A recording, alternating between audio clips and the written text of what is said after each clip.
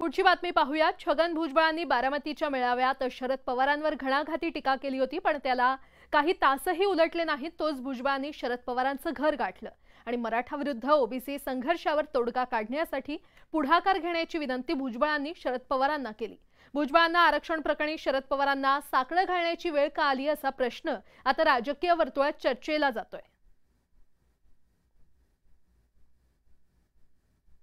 बरोबर आहे काय सगळ्यांना सांगायचं आणि मग पाठीमागून काहीतरी सल्ले द्यायचे आणि त्यातून हे जे महाराष्ट्र पेटवण्याचे उद्योग चाललेले आहेत असं सांगितलं जातं की सगळे येणार होते, पण 5 वाजता बारामतीवरून कुणाचा तरी फोन गेला आणि विरोधी पक्षाचे सगळे येणारे नेते यांनी बहिष्कार टाकला।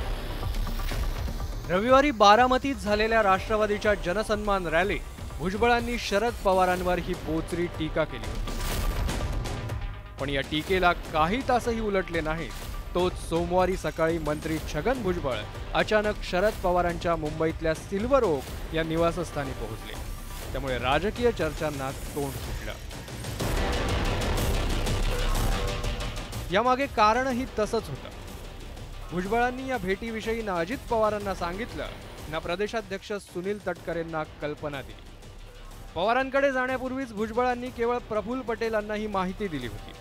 भुजबळ आणि शरद पवारांमध्ये जवळपास 1.5 तास चर्चा झाली। जरांगे पाटलांच्या आंदोलनाच्या पार्श्वभूमीवर तिढा निर्माण झालाय, तो सोडवण्यासाठी भुजबळांनी शरद पवारांना गळ घातली।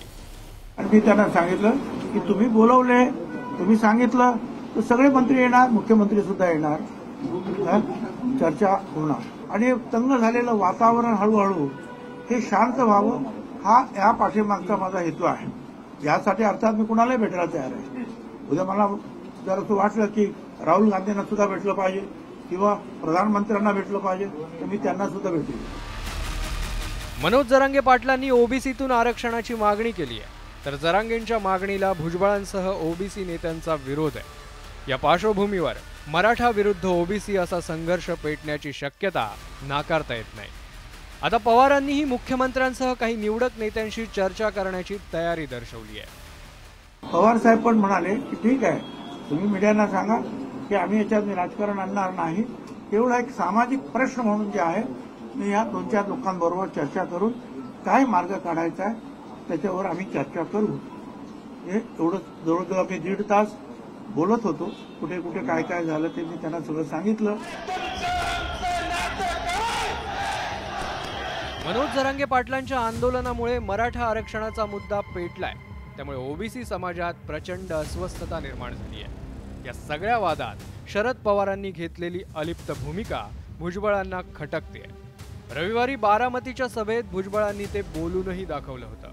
तुमचा राग आमच्यावर असेल, तुमचा राग अजितदादावर असेल, तुमचा राग छगन भुजबळावर असेल, पण या ओबीसी समाजानं तुमचं काय घोडं मारलंय? का तुम्ही येत नाही? का हे सगळं मिटवण्यासाठी तुम्ही आमच्या बरोबर येत नाही?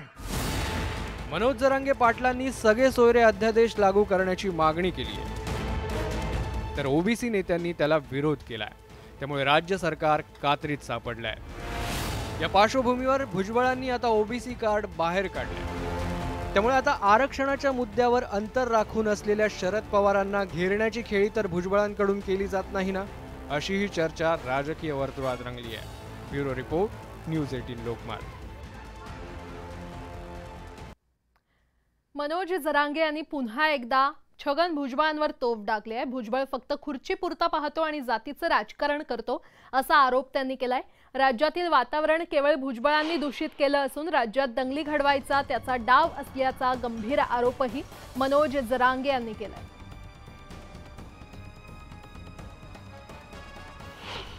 आधी नाटकं करायची आणि नंतर आता भूमलत फिरायचं इकडे तिकडे इकडे तिकडे।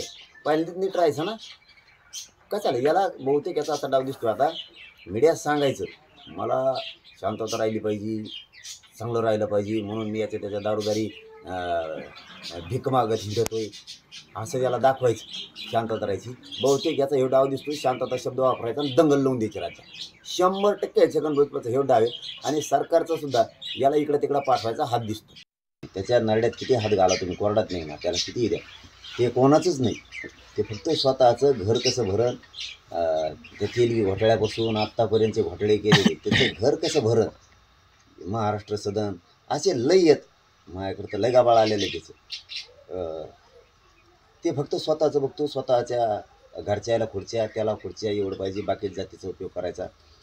ते काय ढकलू शकत नाही पुढं, आणि काय ते आमचं टाळाटाळी करू शकत नाही.